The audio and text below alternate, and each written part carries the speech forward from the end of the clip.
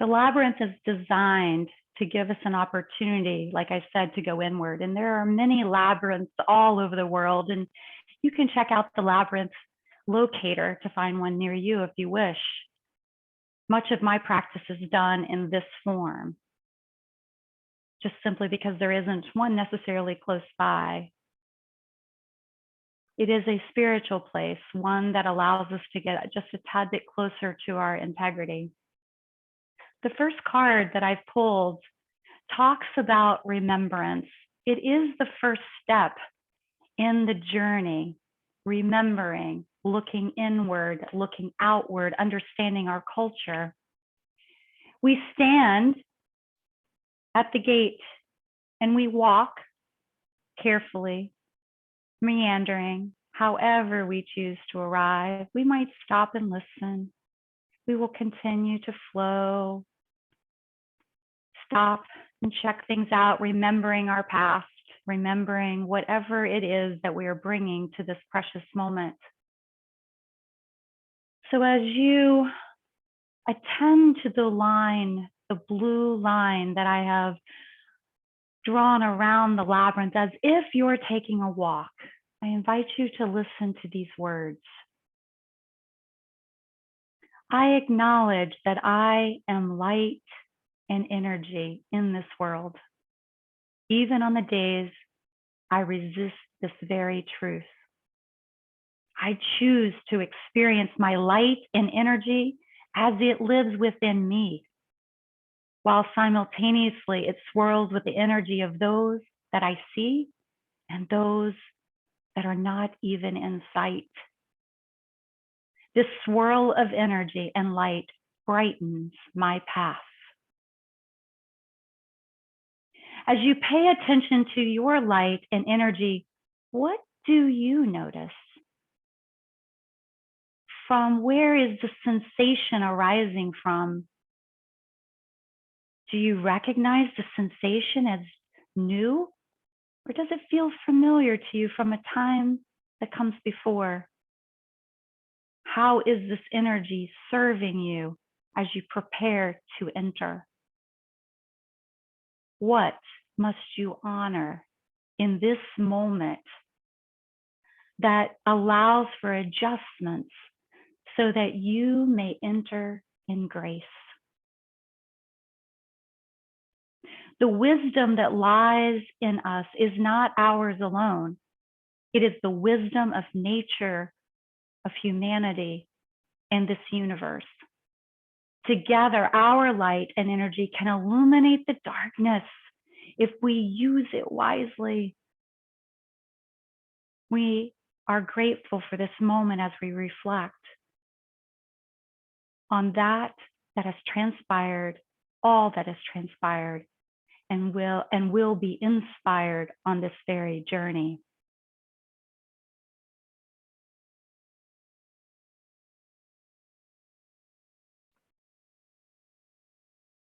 So we're standing at the precipice of a threshold.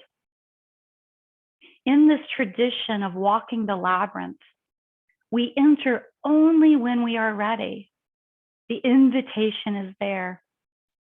No differently than we talked earlier about dipping into the you. It takes daring bravely to enter. Because entering here means that we are entering in order to release. As we make our way through the labyrinth, as we make our way through this labyrinth, we may find that we want to drop things along our path.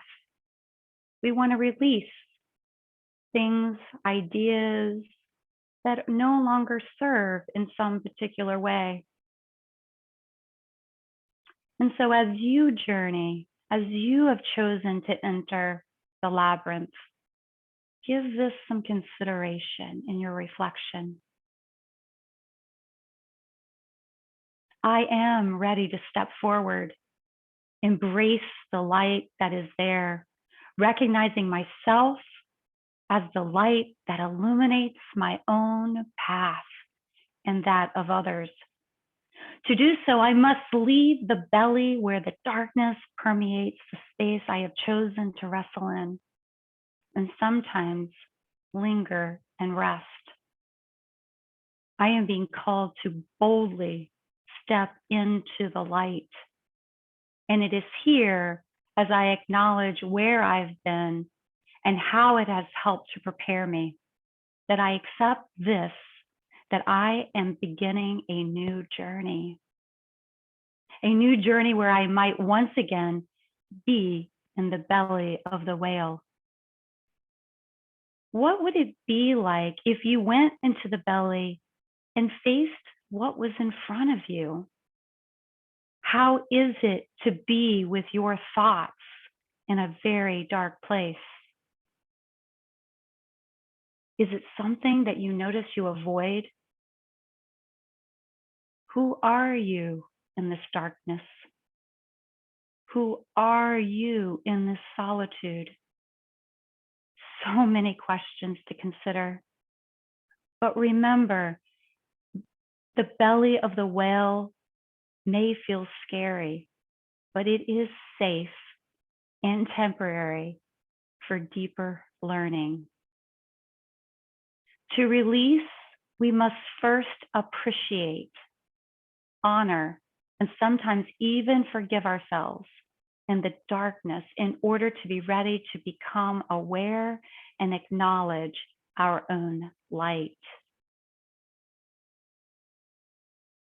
Wherever it is that you may be dropping or releasing your beliefs or baggage or conversations or incongruencies, whatever you may be dropping along your path, I want you to understand that you can pick them up any time you want.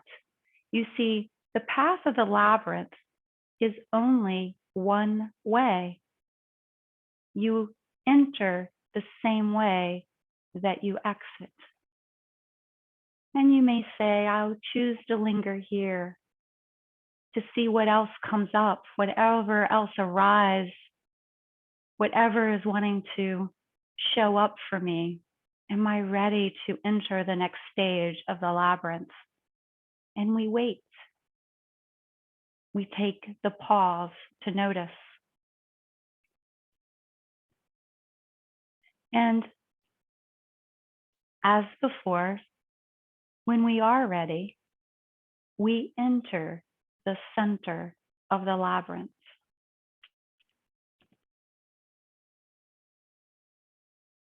A magical place. For those of you who have experienced it, you know exactly what I mean. Even if done in this format, it is a magical, magical place. Here, our imagination and ideas run through us. We don't even understand where they arrive from or where they have occurred. Elizabeth Gilbert, in the book Big Magic, I'm sure you all know her. She wrote Eat, Pray, Love. And in there, she talks a lot about how ideas and inspirations just kind of show up out of nowhere when she is in the flow, when she is one with herself, when she is fully present. She cannot explain it. And you experience that here, and you can experience it in other places as well. But here in the center of this labyrinth, where we are looking to see what else might be present, we're here only for one purpose. We're not here to remember. We're not here to release. We're here only to receive. I imagine I have roots growing out of the bottoms of my feet, connecting me to this earth.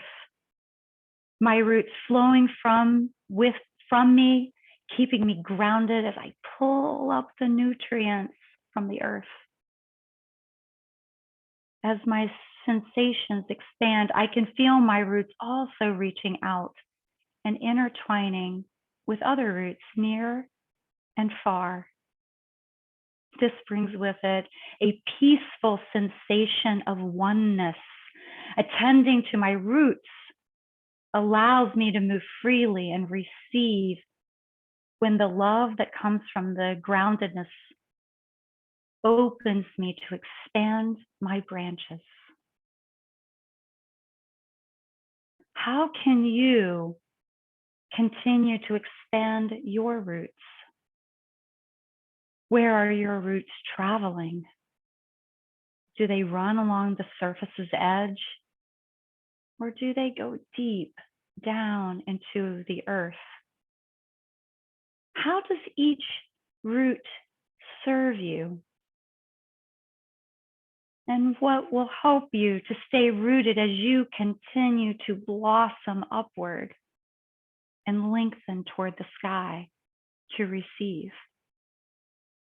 Our life is interwoven and connected by these taproots that we each extend into the earth.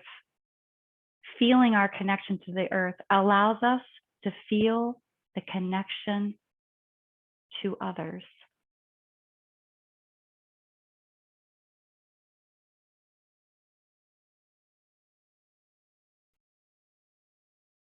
We never want to rush our way out of the labyrinth or being in a moment where in open will, we're generating new possibilities that wouldn't have otherwise existed. Bob Dunham talks a lot about that. He talks about that leadership is this responsibility for generating futures that don't exist or may never exist.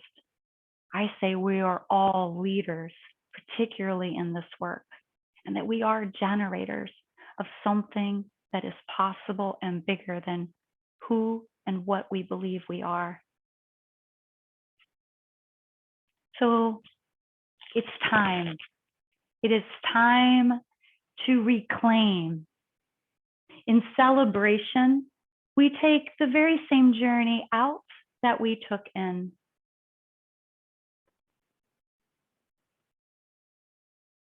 And here, we take a slow pause. We've received, we might pause and notice bird sounds or floral scents that we didn't notice the first time through. We might stop and linger in a place we did once before and just notice how we turn, how different the perspective is this time as we return along our journeys.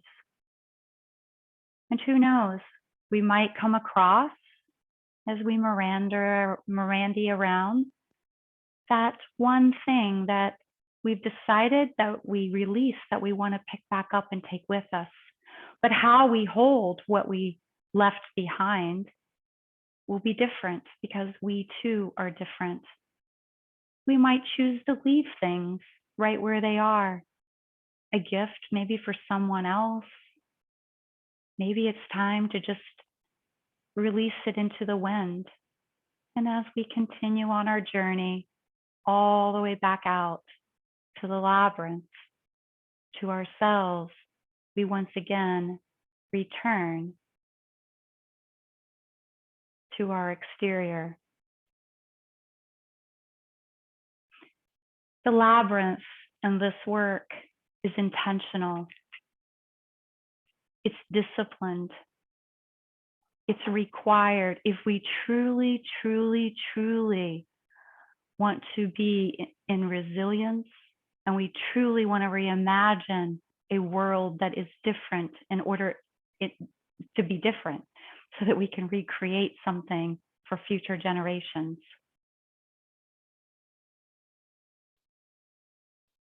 The power of this work cannot be underestimated.